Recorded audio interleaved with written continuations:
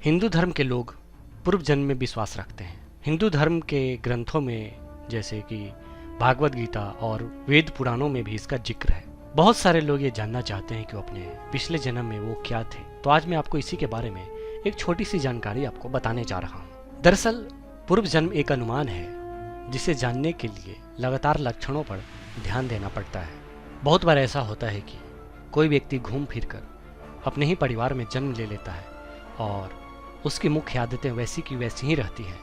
ऐसा इसलिए होता है क्योंकि जब किसी व्यक्ति की मृत्यु होती है तो उसके मन में अपने परिवार का ही विचार होता है।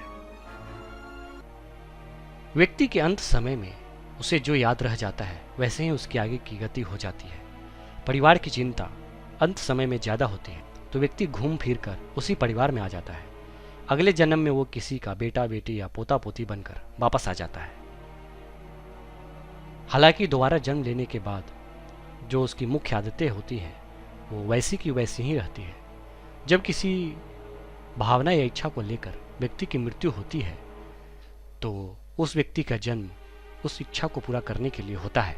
कोई विशेष तरह का गुण, अवगुण, बीमारी या चिन्ह जो बिना किसी प्रयास के आपके अंदर आ जाते हैं वो पूर्व जन्म से ही संबंध रखते हैं।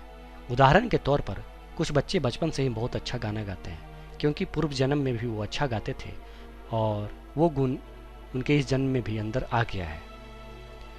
कुछ बच्चे बचपन से ही गीता का श्लोक पढ़ने लगते हैं क्योंकि वो पूर्व जन्म में इसे पढ़ते थे और वो आदत इस जन्म में भी उनको आ गई। गुण ही नहीं बल्कि अवगुण भी पिछले जन्म से इस जन्म में आ जाते हैं।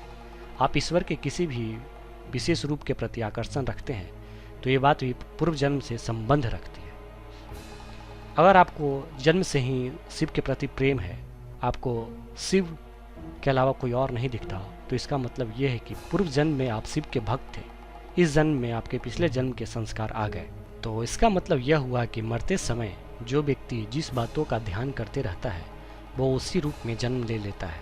अगर आप हमसे जुड़ना चाहते हैं तो आप इस चैनल ज्ञान के समय को सब्सक्राइब कर लें।